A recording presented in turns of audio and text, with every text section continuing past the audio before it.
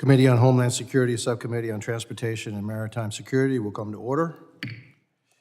Purpose of this hearing is to receive testimony from a distinguished panel of witnesses who will speak to high-risk security vulnerabilities at our nation's ports and actions Congress can take to improve port security and ensure public safety. I now recognize myself for an opening statement. This subcommittee's hearing today will discuss security vulnerabilities at our nation's maritime ports. Ports are essential to our way of life in the United States. The United States is a maritime nation with 361 commercial ports, 25,000 miles of navigable channels, and 95,000 miles of shoreline. Maritime shipping is a critical component to our nation's economy. Approximately 90% of imports and exports enter and exit the United States by ship, generating over $4 trillion of economic activity every year. Maritime ports are also essential to our military's ability to respond to threats and project power overseas. During Operations Desert Shield and Desert Storm, the Navy's Military Sealift Command delivered more than 12 million tons of equipment, vehicles, and material, facilitating the massive coalition force that ejected Saddam Hussein's forces from Kuwait. Our military cannot operate for sustained periods of time without functioning, secure maritime ports at home that facilitate the strategic sealift mission. Additionally, maritime ports are vital assets to our communities. Waterborne commerce supports 28.5 million direct and indirect jobs across the United States. As a former mayor of Miami-Dade, home to the Port of Miami, I understand personally how important ports can be to their local communities. Maritime ports present soft targets to our adversaries, and large-scale operational disruptions at a major port could have a debilitating effect on our country. Therefore, it is critical that we understand and address the security vulnerabilities at our maritime ports. This subcommittee has already begun work on this topic. Our subcommittee has engaged with DHS, the FBI, and the Department of Transportation to ensure resources are being appropriately allocated based on the evolving port threat landscape. Last month, the subcommittee heard from officials representing 4 different port authorities who discussed the challenges that their organizations are facing and opportunities to mitigate those challenges. Among the challenges we heard about from this panel was the alarming potential capabilities of nation-states, in particular the People's Republic of China, and non-state actors to collect intelligence, steal sensitive data, and disrupt operations at our ports. I'm especially concerned about the cranes and other equipment and technology in use at ports across the United States that are manufactured by the PRC state-owned entities and the opportunity for backdoor access to sensitive port infrastructure. I have long advocated for federal agencies with responsibilities for port cybersecurity to do more to address potential cybersecurity threats related to Chinese-made equipment and technology. Last year, I introduced legislation that limits the operation of foreign cranes and software at U.S. ports. We must remain vigilant in our fight against potential catastrophic events to our port infrastructure. Today, we are joined by leaders from the U.S. Coast Guard, the Cybersecurity and Infrastructure Security Agency, and the Transportation Security Administration, who are leading the federal government's efforts to protect our nation's maritime ports. I look forward to discussing this important topic with our distinguished witnesses. I now recognize the ranking member, the gentleman from Michigan, Mr. Thanadar, for his opening statement. Thank you, Chairman Jimenez, for calling this important hearing. And thank you to our witnesses for joining us here today. Last month, we had the opportunity to meet with port operators, including from the Port of Detroit in my district, my home district, regarding the security of our nation's maritime ports.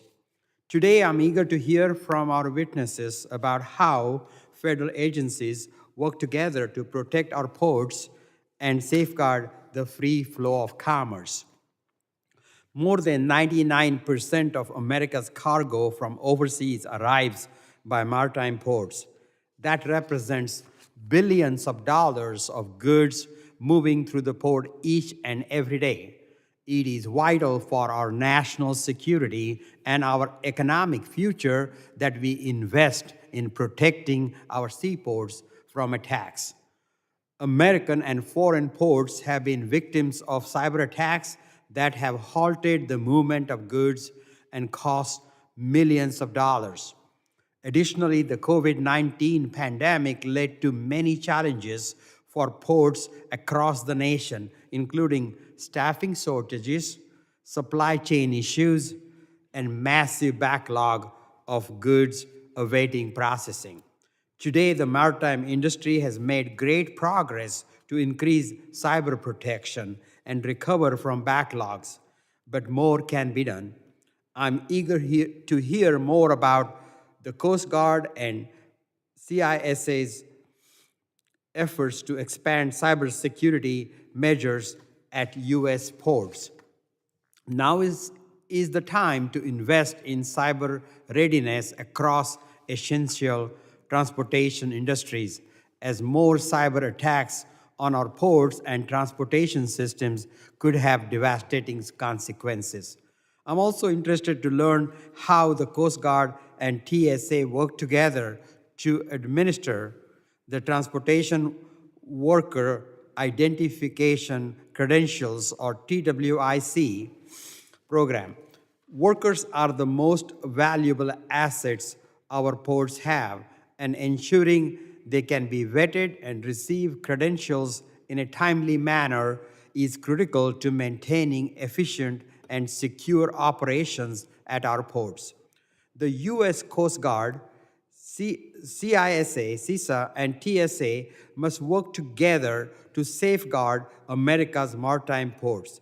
We in Congress must support that mission and deliver the resources needed to invest in critical security advances. I look forward to hearing from our witnesses today about what they need to carry out their mission effectively. I thank the chairman and I yield back. Thank you, Ranking Member Thanedar. Other members of the committee are reminded that opening statements may be submitted for the record. I am pleased to have a distinguished panel of witnesses before us today on this critical topic. I ask that our witnesses please rise and raise their right hand. Do you solemnly swear that the testimony you will give before the Committee on Homeland Security of the United States House of Representatives will be the truth, the whole truth, and nothing but the truth, so help you God? Thank you, gentlemen. Please sit down. Let the record reflect that the witnesses have answered in the affirmative. Thank you again. I would now like to formally introduce our witnesses. Rear Admiral Wayne Arguin, Jr. currently serves as the Assistant Commandant for Prevention Policy with the United States Coast Guard. In this capacity, he's responsible for the development of national policy, standards, and programs promoting maritime security and safety. Prior to his current assignment, Rear Admiral Arguin served as the Director of Inspection and Compliance at Coast Guard Headquarters. His previous operational assignments include Sector Commander, Sector New Orleans. He also served as Executive Officer of Marine Safety Office, Memphis, Tennessee, and Prevention Department Head at Sector Lower Mississippi River. Mr. Eric Goldstein serves as the Executive Assistant Director for Cybersecurity with the Cybersecurity and Infrastructure Security Agency, CISA. In this role, Mr. Goldstein leads CISA's missions to protect and strengthen federal civilian agencies and the nation's critical infrastructure against cyber threats. Previously, Mr. Goldstein was the head of cybersecurity policy, strategy, and regulation at Goldman Sachs, where he had led the firm's cybersecurity risk management program. From 2013 to 2017, Mr. Goldstein served as CISA's precursor agency, the National Protection and Programs Directorate, in various roles, including Senior Advisor to the Assistant Secretary for Cybersecurity and Senior Counselor to the Undersecretary. Mr. Neil Latta serves as the Assistant Administrator for Enrollment Services and Vetting Programs, ESVP, for the Transportation Security Administration. Mr. Latta leads ESVP in establishing and managing program operations, technology, budget, and end-to-end integration of TSA frontline vetting mission priorities. Mr. Latta has over 25 years of federal government experience in implementing new program initiatives with the emphasis on biometrics and technology. Mr. Latta previously served as Group Chief of the Screening and Vetting Group at the National Counterterrorism Center, where he oversaw and directed day-to-day operations for counterterrorism, and high-profile screening programs of all persons coming into the United States. I want to thank all the witnesses for being here today. I now recognize Rear Admiral Arguin for 5 minutes to summarize his opening statement. Good afternoon, Chairman Jimenez, Ranking Member Thanadar, and distinguished members of this subcommittee. I'm honored to be here today to discuss a top priority for the United States Coast Guard, protecting the Marine Transportation System, or MTS. I ask that my written testimony be entered into the record. So done. Our national security and economic prosperity are inextricably linked to a safe and efficient marine transportation system, or MTS. The vast system of ports and waterways that make up the MTS support $5.4 trillion of annual economic activity, accounts for the employment of more than 30 million Americans, and enables critical sea lift capabilities, allowing our armed forces to project power around the globe. The MTS is being shaped by three enduring drivers. First is the demand for increased capacity, from bigger ships and deeper channels to new industries harnessing our maritime advantage. Second is a pressure to reduce transportation's environmental footprint and promote sustainability. The only way that we meet these first two demands is the third driver, the introduction of new and complex technologies. We call these three drivers the triple challenge because together they create a far more complex operating environment.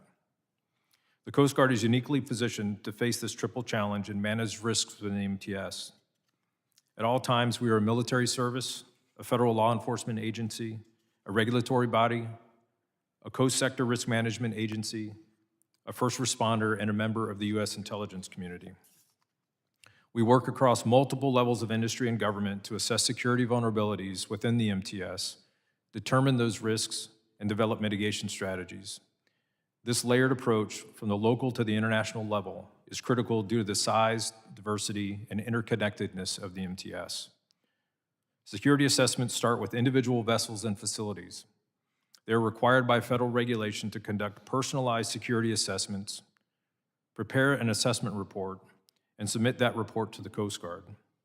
We have boots on deck in the ports across the country conducting on-scene compliance activities, leading security exercises, and engaging with the port community. At the regional level, area maritime security committees are comprised of government and maritime industry leaders. Their collaborative development of an area maritime security plan ensures government and industry security measures are coordinated to prevent and/or respond to a transportation security incident in our ports. Above these regional efforts, we coordinate national-level activities. The relationships we maintain, the information we share, and the work we collaborate with across government and industry is foundational to protecting the MTS.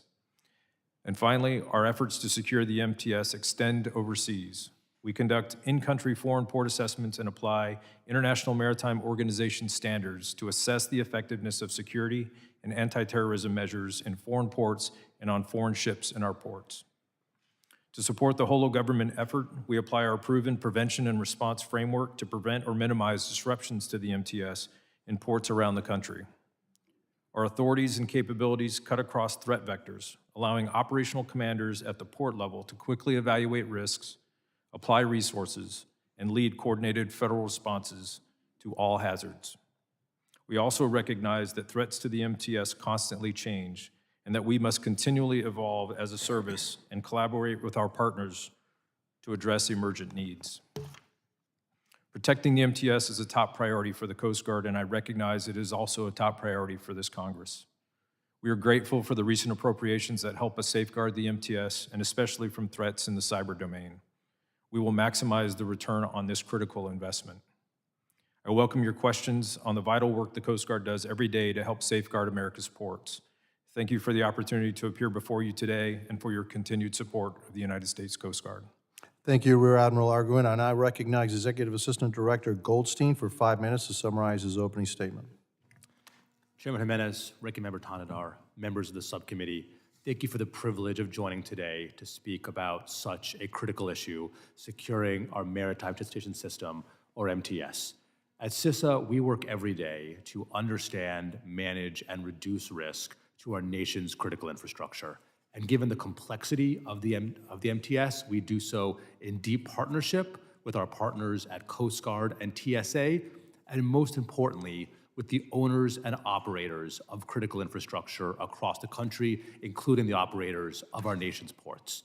We are acutely concerned by the risk of Chinese cyber aggression targeting our nation's critical infrastructure. It is that focus that catalyzes our priority and that drives our investment in this critical area.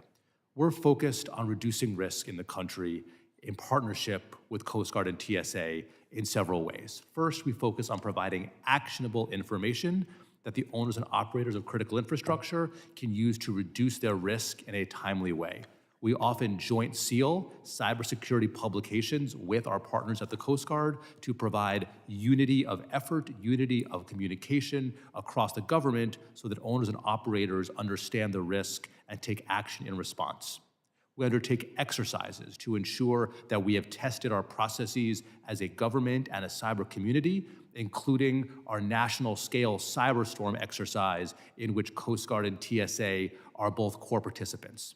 We coordinate and convene, including through the Maritime Sector Government Coordinating Council, which brings together partners in government and the private sector to identify shared risks and derive shared solutions to reduce risks across the country. But we're also focused on immediate and near-term risk reduction. Every year, CISA and our partners at the NSA produce a publication with the cybersecurity vulnerabilities most frequently exploited by Chinese cyber actors. We then scan thousands of organizations across critical infrastructure, including in the maritime sector, to identify the prevalence of vulnerabilities on their network. And we have over 100 regional personnel who every day are working with organizations to help them mitigate vulnerabilities. We're also focused on reducing risks in the supply chain, particularly to high-risk devices manufactured by China-based organizations. We are currently focused on devices on the Federal Communications Commission's high-risk list. We've identified nearly 100 organizations across critical sectors that we can see are running these kinds of high-risk devices, and our regional personnel are working with these organizations to get them to modernize and upgrade their equipment so they are no longer running devices that could pose inordinate risk to their critical networks. We also have programs like Cyber Sentry, which provides government sensors to detect threats on some of the highest risk private networks, and our pre-ransomware notification initiative, where we identify ransomware intrusions that have occurred, but where harm hasn't yet happened, where there hasn't yet been an encryption event, and notifying those victims to mitigate before damage happens. But we also recognize that we need to focus on strategic change, even as we focus on tactical risk reduction efforts. And so we're also focused on long-term cyber defense planning with partners like Coast Guard and TSA to understand the most significant cybersecurity risks facing our country and bringing together partners to plan, exercise, and execute in ways that reduce risk over time, and also recognizing that the most scalable cybersecurity solution is using technology products that are safe and secure by design and default wherever they're deployed. So we work with major technology companies to ensure that whether it is a port or a hospital or a water utility, they're using technology that is as hardened as possible against the threat that we know we're facing. This threat is significant, and we have tremendous work to do as a nation, as a community, but the agencies at this table and across government are working every day diligently to make sure that we are staying ahead of the threat as it evolves. Thank you again for the chance to appear. I look forward to your questions. Thank you, Mr. Goldstein. And I recognize Assistant Administrator Lara for 5 minutes to summarize his opening statement. Good afternoon, Chairman Jimenez and Ranking Member Tanador, and distinguished members of the subcommittee. Thank you for inviting me to testify on port security, specifically the Transportation Security Administration's role in vetting maritime transportation workers for the Transportation Worker Identification Credential, or TWIC program. TSA is committing to securing the maritime transportation system, including waterways, ports, and landside connections against evolving and emerging risks. TSA partners with public and private sector stakeholders, such as the U.S. Coast Guard, U.S. Customs and Border Protection, port owners and operators, and national trade and labor associations to secure a maritime transportation system from potential security threats. TSA's Enrollment Services and Vetting Program Office administers TSA's enrollment, vetting, and credentialing programs. This includes end-to-end program management and oversight of the technology, operations, and resources that support TSA's security threat assessment, known as the STA. These vetting programs are the foundation for identifying potential threats to U.S. critical infrastructure specific to maritime security. TSA vets over 2.2 million maritime transportation workers, such as longshoremen, merchant mariners, truck drivers, engineers, and individuals in other occupations who require a TSA, a TWIC STA for access to secure areas of port facilities and vessels. Since the TWIC program was established in 2007, TSA has enrolled over 7 million transportation workers. The TWIC program is a fee-based DHS security program mandated by the Maritime Transportation Security Act of 2002, or MTSA. TWIC, jointly administered by TSA and the U.S. Coast Guard, is one of several layered security measures incorporated by federal, state, and local partners to prevent potential security breaches and incidents targeting U.S. critical and maritime infrastructure. TSA is responsible for enrolling and vetting applicants, adjudicating the STA, and ensuring the biometric credential or TWIC card. The U.S. Coast Guard administers the security program and TWIC access control standards for the facility and vessel owners and operators to implement. Facility and vessel operators determine who is authorized to access secure areas of the MTSA regulated facilities or vessels and verify that each individual holds a valid TWIC. Authorized access requires 3 functions to be performed: verification that the individual has undergone the STA, verification that the individual is who they say they are, verification that the individual is eligible to access a specific area. TSA and its enrollment provider oversees more than 570 enrollment centers nationwide, including all 50 states, the District of Columbia, and the U.S. territories. Following the collection of biometric fingerprints and facial photograph, and a biographic information, TSA performs the vetting of TWIC applicants for criminal history, intelligence or ties to terrorism, and lawful presence.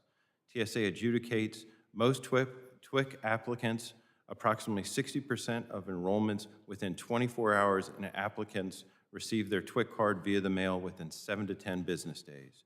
Approximately 40% of the enrollments are considered complex cases due to potential disqualifying factor.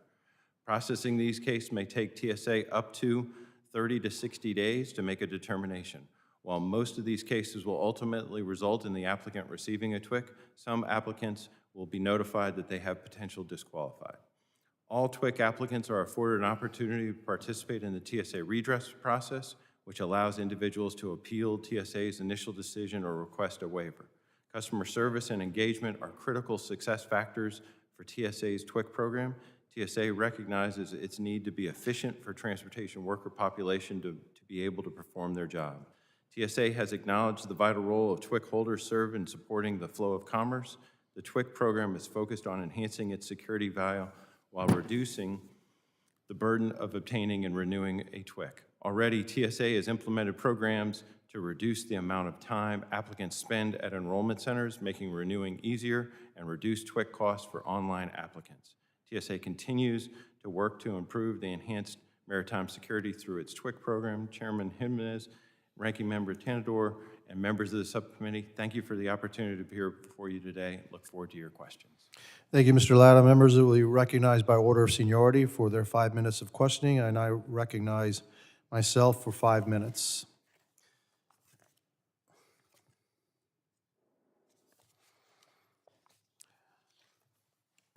Rear Admiral Arguin, over the past few years, I have continued to raise concerns about the widespread presence of Chinese-manufactured cranes in our nation's ports. I'm particularly concerned about the use of Chinese technology and equipment, as well as the ports industry's over-reliance on Chinese cranes. On April 3rd, I joined several of my colleagues in sending a letter to DHS asking about their efforts to address the vulnerabilities related to these cranes. DHS has yet to respond. Can you explain what security measures the Coast Guard has in place to evaluate foreign manufactured equipment and software and use at our ports?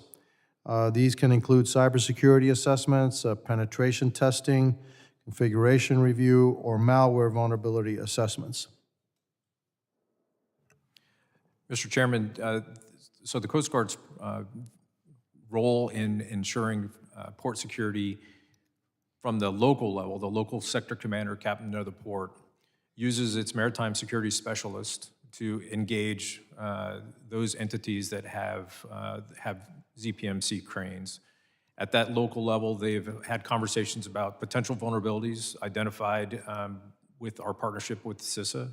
We've also engaged our cyber protection team, elements of our Coast Guard Cyber Command, to perform voluntary assessments of those networks to better understand the vulnerabilities associated with those systems, as well as systems throughout the ports. At the regional level, the Air and Maritime Security Committee, we've had conversations with each of those entities to ensure they understand the potential vulnerabilities and the likelihood of a potential disruption. And at the national level, I've had similar conversations with leadership, with port authorities around the country to make sure, A, they're aware of the potential vulnerabilities and that get a better understanding of the potential impacts that those vulnerabilities may have. Do we have laws in place that actually hinder ports from not buying these cranes? Mr. Chairman, I'm not aware of the specifics on purchasing particular equipment. I am certainly interested in understanding those networks and who has access to those networks to better understand the potential impacts on the commerce. Okay, switching gears a little bit. During the week of February 27th, 2023, the Coast Guard, working with the State Department, scheduled facility visits for a Cuban delegation that included members of the Cuban Border Guard and the Cuban Ministry of Interior. This visit would include a tour of the Coast Guard headquarters here in Washington, D.C.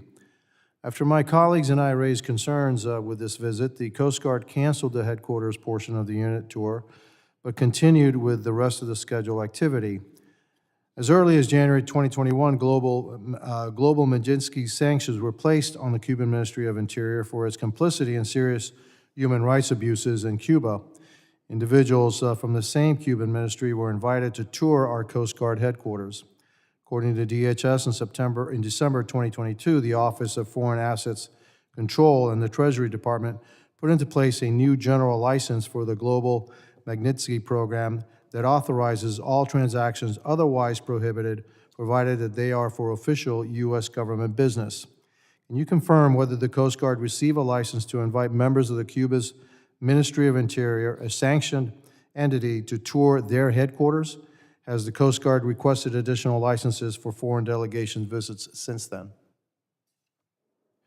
Mr. Chairman, I will have to get back to you on whether or not we received any specific license for foreign visits to other countries' headquarters.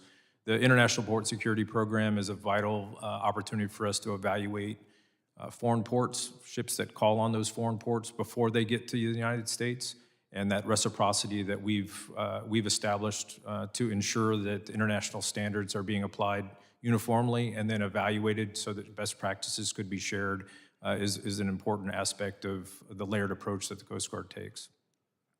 Do you think that Cuba is a friendly nation to the United States?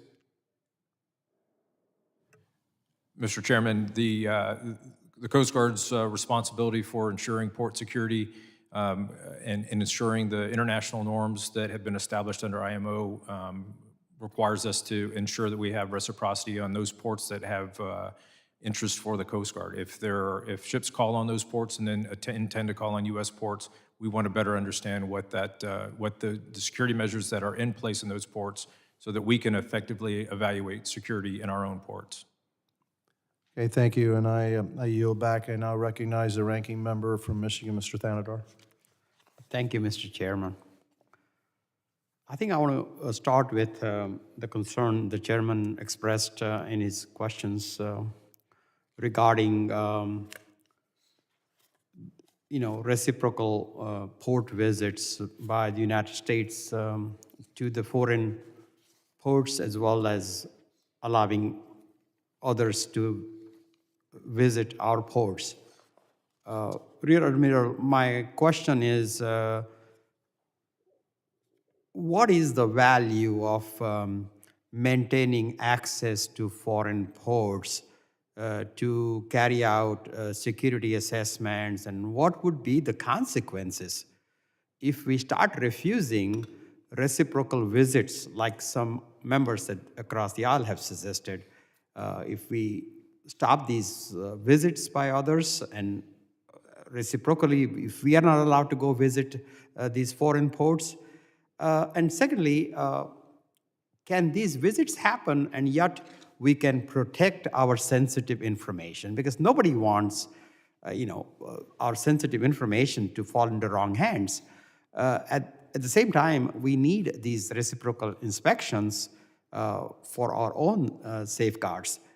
How can this be done, and can this be done without, by still securing the sensitive information? Ranking Member Tanadar, the importance of the International Port Security Program and its reciprocal visit program really does two things for us. One, it demonstrates the Coast Guard's leadership role in establishing and reinforcing international norms for port security that's required under the International Port Security protocols. The availability of us or our teams to be able to go into a foreign port, assess the security protocols that are in place, provides us with visibility on potential implications or vulnerabilities that may be on ships that would call on U.S. ports. And so it gives us advanced notification, and it gives us the opportunity to put additional safeguards in place for those vessels where we would not have that same visibility. It also allows us to share best practices so that those ships that are calling on our ports and the countries that are working with us to ensure that we are all raising the standard, we all elevate the protective measures that are in place to prevent bad things from happening within our ports. So it would be irresponsible for us to stop this bilateral inspections of each other's ports.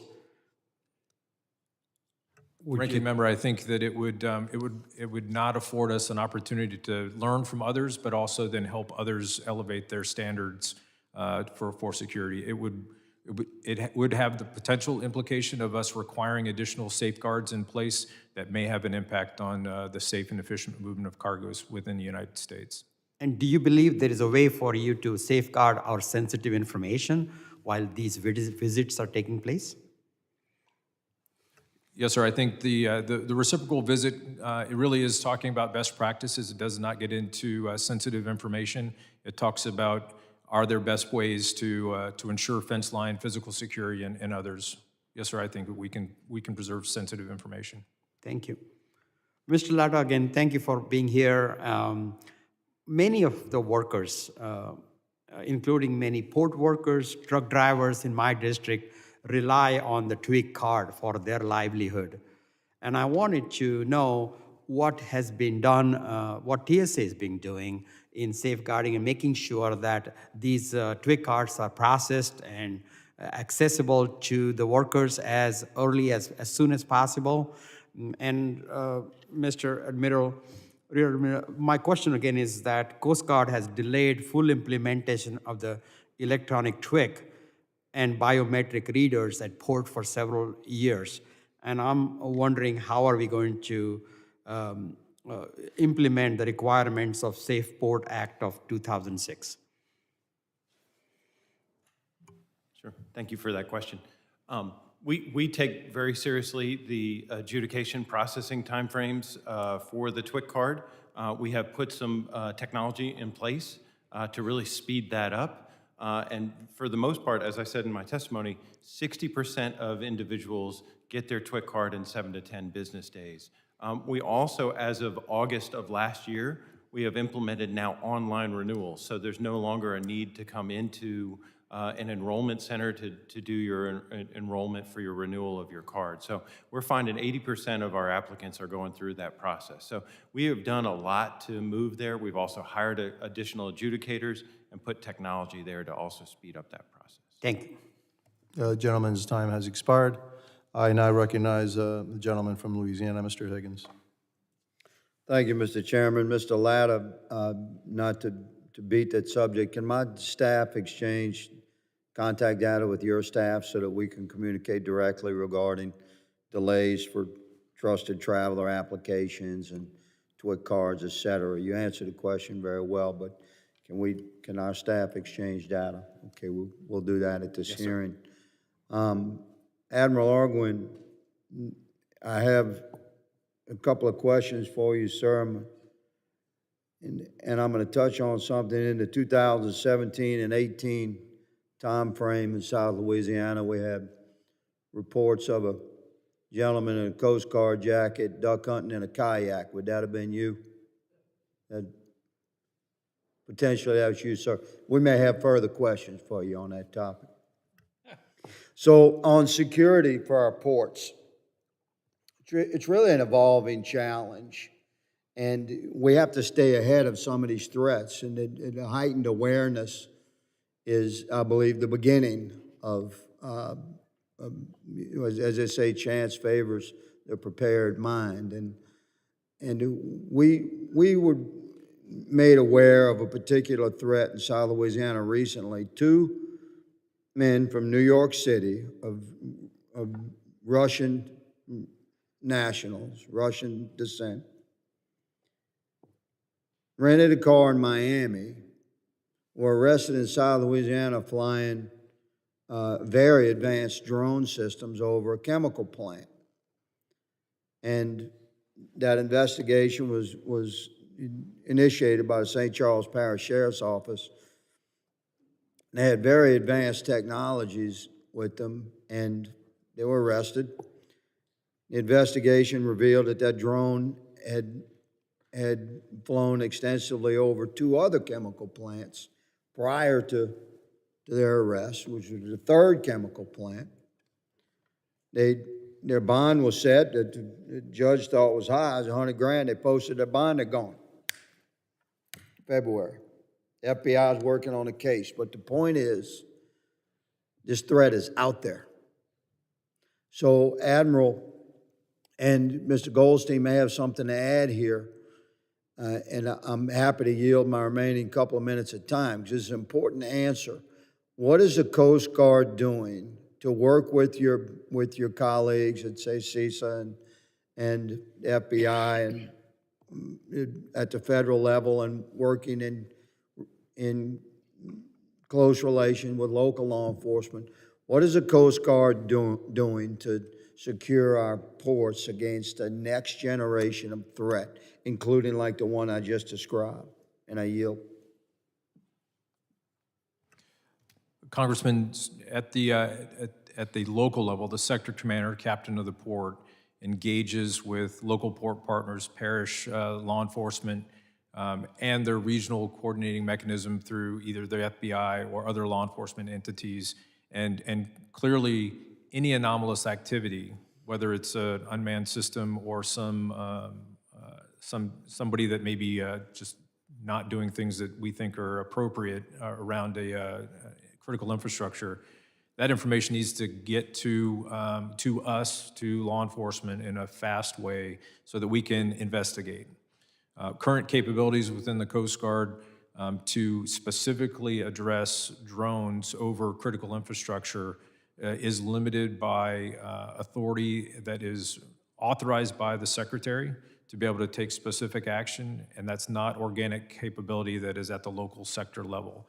Our maritime security forces have a counter-UAS capability, but that requires specific authorization, and so our ability to counter... Do you have, let me just interject, Admiral, do you have the authority at the field level to make aggressive law enforcement decisions like seizing technology, the likes of which I just described?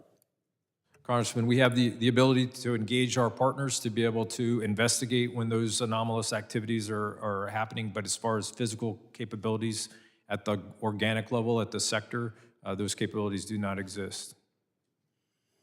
Well, I believe that should be our task to address that as Congress, to make sure you have the necessary authority and that the laws are written to allow you to exercise that authority, and you have the technology required to protect our ports. So my time has expired, Mr. Chairman. I yield. Gentleman yields. I now recognize the gentleman from New Jersey, Mr. Payne.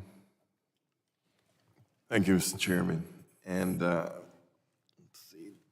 The Transportation Worker Identification Credential, or TWIC, program helps protect secure areas of the ports by ensuring only individuals who have undergone TSA security threat assessments are provided access. However, TWIC vetting can serve as a barrier to employment, as individuals must visit an enrollment center to apply in person and then wait for TSA to conduct the vetting and ship a card back to them. Applicants with a criminal history face additional delays as TSA must manually adjudicate their eligibility. With more than 2 million individuals holding active TWIC cards, a significant portion of the U.S. workforce is reliant on the TWIC program for their livelihoods. So I'm a strong believer in making sure that we provide avenues for formerly incarcerated individuals to re-enter the workforce, or else they'll go back to whatever sent them away in the first place. What does TSA do to minimize waiting times and reduce barriers for individuals with a criminal record who have served their time and are not disqualified by statute from holding a TWIC card? Thank you for that question. This is an area that we do take a big focus on. We actually work with probation and parole boards to work with them on the redress process that was required underneath the CISA. This allows individuals to file waivers that we work through on that. Vast majority of people that file the waivers will receive the waiver.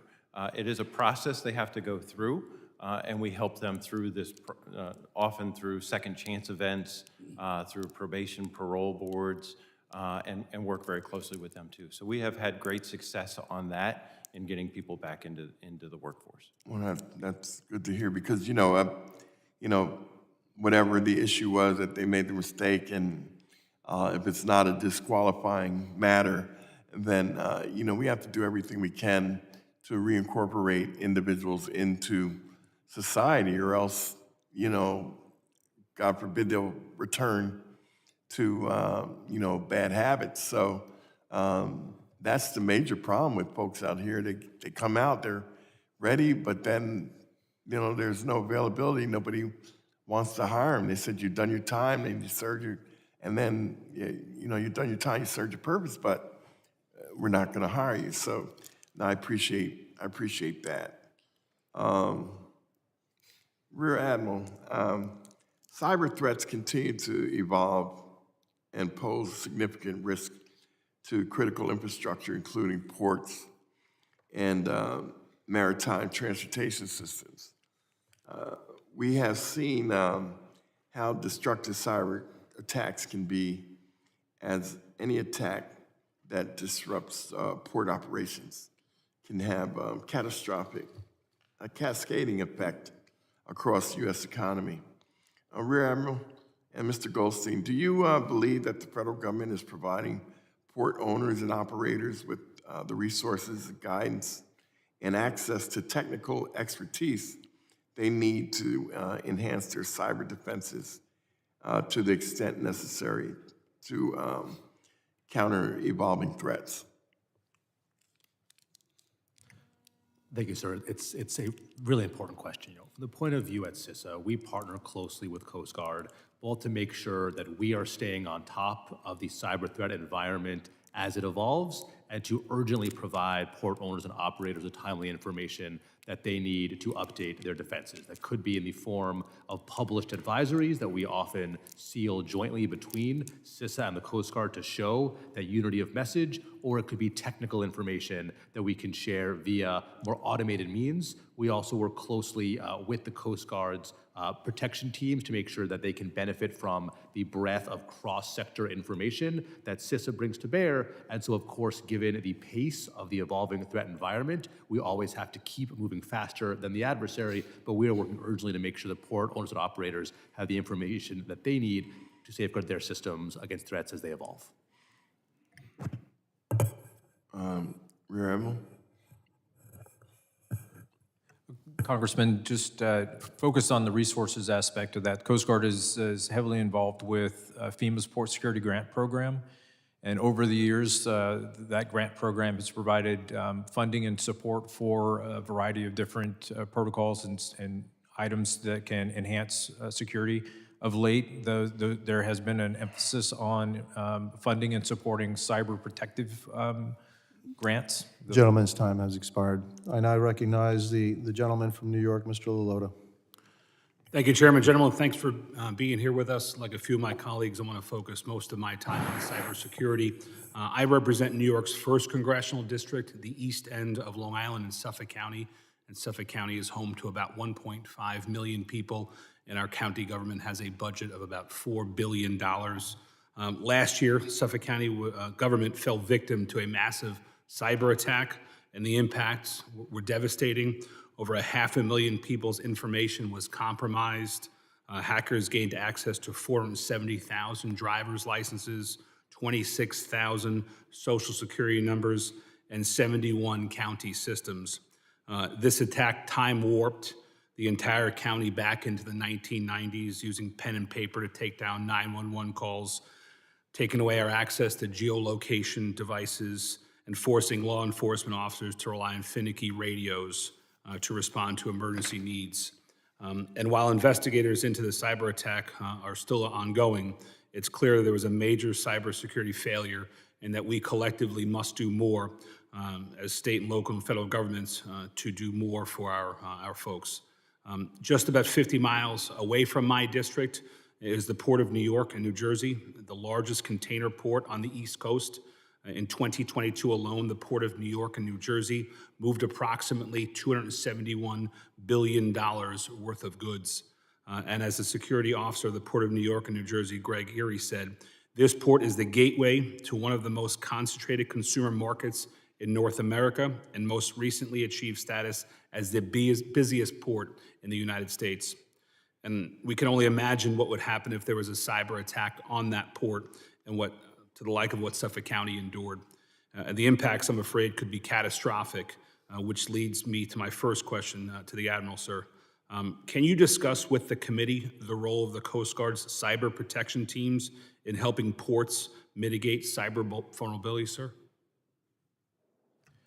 Congressman, the Coast Guard's cyber protection teams are a team of 39 individuals that are highly trained technical specialists that are able to evaluate, assess networks, to look for anomalies on those networks, and then provide feedback to those network owners on ways that they can shore up potential vulnerabilities.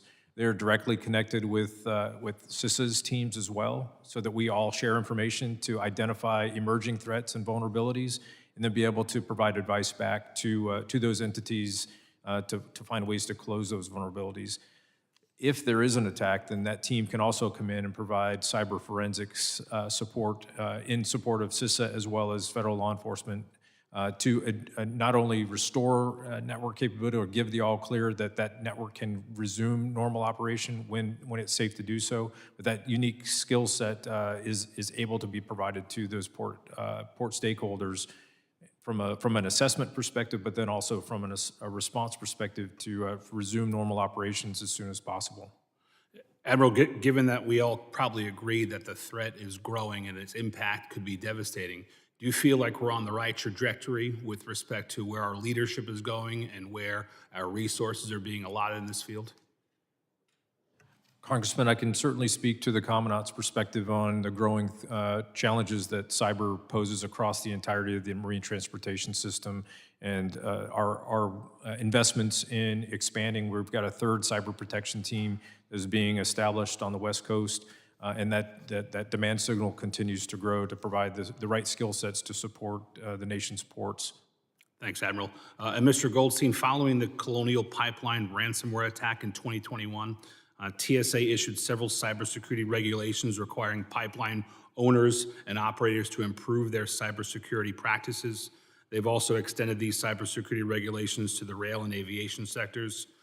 My question is, sir, looking at the devastating impact of the Colonial ransomware attack, has CISA or Coast Guard considered additional cybersecurity regulations for our maritime ports? And if so, How are you working with affected stakeholders to develop these regulations? Yeah, thank you, sir. I'll defer to my colleagues at Coast Guard and TSA on any plans they may have for future or current regulations. I will say at CISA, our goal is to really establish that baseline of technical measures that are most effective against the threats that we are seeing.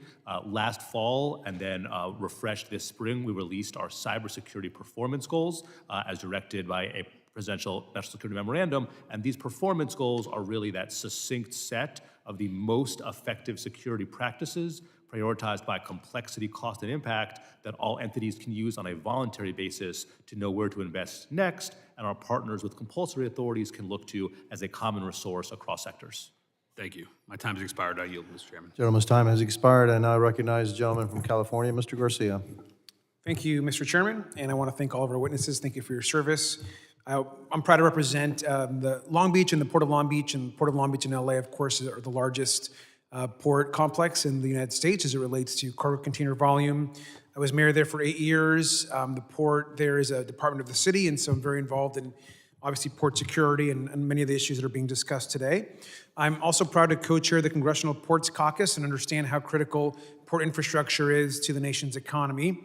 Want to talk about the security piece just a little bit as well. I know that ports being not just an economic driver, but also critical in security and critical in something that we're all interested in. I wanted to mention some of the comments that were being made today. Which I think a little bit, some of them are a little off the mark. Not sure if anyone here knows how many automated ports there are in the United States. Anyone have any idea?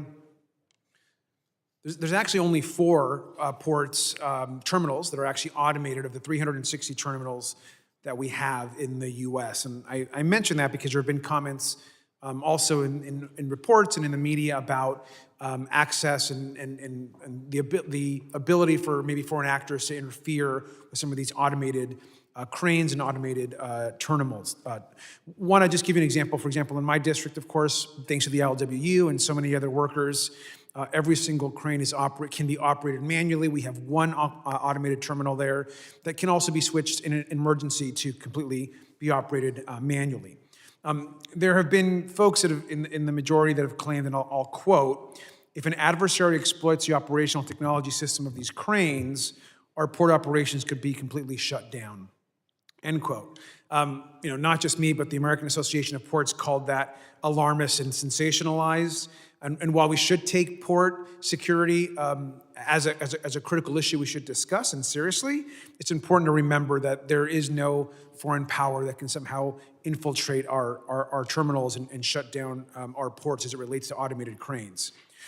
Mr. Goldstein, now we do know that hackers have actually shut down terminals in a different way before. Is that correct? I'm sorry, sir, would you repeat the... We know that hackers have shut down ports before in different ways, but not through cranes. Is that correct? Sir, I don't have off the top of my head a specific example where a hacker has shut down a port terminal. I'll mention that we had in San Diego actually a cyber attack that took down a cargo carrier. It was a Maersk cargo container carrier. The computer network got shut down. It caused great damage. So these are the issues around cybersecurity that are really critical, I think, as it relates to ports. But we also should talk about, when we're having discussions, more system-wide vulnerabilities. Do you think the Port Security Grant Program, which funds cybersecurity organizations, is an important tool to make sure that our ports are actually safe from espionage or hacking? Yes, sir, absolutely. Well, thank you. I also agree that the Port Security Grant Program is critical for ports across the country. And I mention that because every single Republican member of this committee actually voted to slash that program, along with other grant programs as well. Now, I take competition with China and port security also very seriously, but this discussion is not exactly directed at that. I want to thank you all for your commitment to investing in the country, investing in overall broad port security, and your support for the Port Security Grant Program. I yield back. Thank you, Mr. Garcia. At this time, I believe I will recognize myself for the purpose of 5 minutes of questioning. I am proud to represent a portion of the city of Tampa, and ensuring proper security at the Port of Tampa is a key priority for Florida and for our nation. Our port helps move 33 million tons of cargo per year and is responsible for $17 billion of economic impact. When it is a major cruise home port and also a shipyard repair center. When it isn't operating, as is the case during occasional natural disasters, the entire region experiences shortage of fuel, food, and other essentials. I'd like to focus my questions on you, Assistant Director Goldstein, to start out. One thing that you mentioned during your opening statement was the Maritime Sector Government Coordinating Council. Would you please elaborate on the GCC, the purpose of it, and what it does? Yes, ma'am, absolutely. One of the most valuable authorities that Congress has vested in CISA is the Critical Infrastructure Partnership Advisory Council Authority, called CPAC. That allows us to bring together partners from the private sector with relevant government agencies in a trusted forum where they can be candid and transparent about the risks that they are seeing and work with partners both in industry and government to identify shared and common solutions. And so we do this work with multiple sectors. In this case, with our partners at Coast Guard, we bring together partners in the maritime sector to have just these candid conversations about the risks that our partners are seeing so that we can develop shared solutions together on an ongoing, sustained basis. You mentioned in your testimony that one of the things you were working on in the GCC was developing sector-specific goals in the maritime sector. What is your timeline and your process for actually developing those sector-specific goals that we can then be using as a metric for measuring our success? Yes, ma'am. Our goal with developing sector-specific cybersecurity performance goals is to really, in the first instance, be led by our industry partners and the Sector Risk Management Agency, in this case, our partners at Coast Guard. And so we are working now with Coast Guard and maritime stakeholders to understand the gaps that sector-specific goals could help fill that would be additive to the cross-sector goals that we've already developed. But the real key point here is because these goals are voluntary, they need to add value. And so we want to make sure that our maritime sector stakeholders, as with stakeholders across critical sectors, see voluntary value in these goals, and we are ideally going to be led by their efforts instead of imposing an artificial timeline that might yield an end result that actually isn't useful to help our partners reduce their risks. Tell us, if you would, more about the Cyberstorm training exercise and the private-public partnership that is part of that exercise. Yes, ma'am, absolutely. One of the most important things that we can do as a national, indeed even global cybersecurity community is come together to test our processes, test our activities against real-world scenarios and make sure that they are actually fit for purpose. And so the Cyberstorm exercise is conducted recurringly with different scenarios each time, bringing together not just partners in government, but also partners in the private sector, particularly partners like the Information Sharing and Analysis Centers, or ISACs, that cover, of course, countless organizations across sectors to make sure that when an incident does happen, we know how we're going to share information, what we're going to share, and most importantly, that we have these processes and relationships well established and codified, so we're not doing this work for the first time when an incident occurs. What is CISA's role in the ISACs?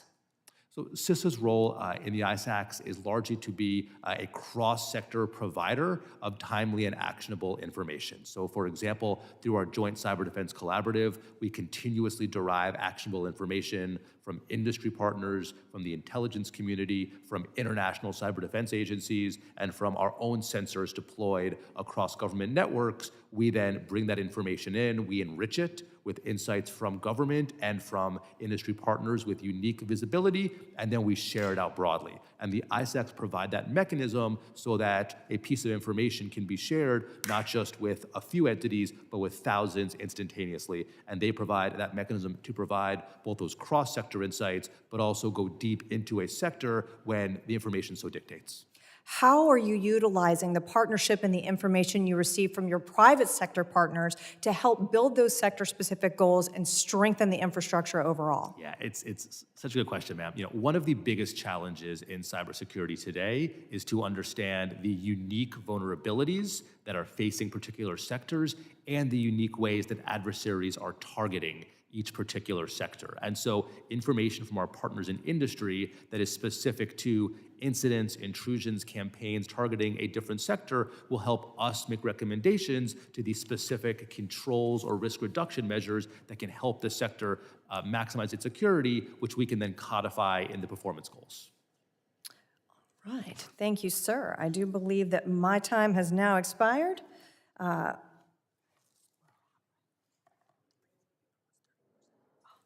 now recognize the ranking member. Madam Chair Lee, thank you so much. I love Tampa. I love your hometown. Thank you all for being here, and thank you for your testimony. I want to go back. I know Rear Admiral didn't get a chance to answer my last question. I want to go back to the tweak card. Mr. Lada said, what, about 60% of them get their cards in, what, 6 to 10 days? 7 to 10 days. 7 to 10 days. But we can do better because people rely on these cards for their livelihood, the truck drivers, the port workers. So my question really is, how can we expedite these processes in terms of implementation of the requirements of the Safe Port Act of 2006? I know Coast Guard has delayed implementation of the electronic tweak and biometric readers. How can we use technology to speed up this process so people can have these cards faster and be able to work? Ranking Member, so the TWIC reader rule implementation, we're currently evaluating the RAND Corporation's study on where we should have those TWIC readers to better inform and manage the risks that are associated with facility and vessel security. And so once we've also pushed that report to our National Maritime Security Advisory Committee, the Federal Advisory Committee, that will help inform ideas and recommendations on where we should take a reasonable approach to evaluating risks within port to make sure that access control, whether it's secure or restricted access, is appropriate for the risks that are out there within our ports. Okay, thank you.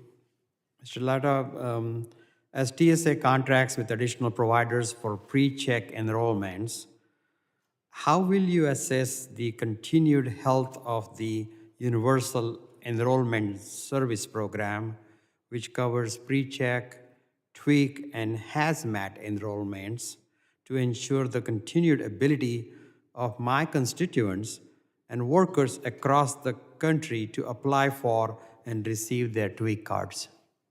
Yes, thank you for that question.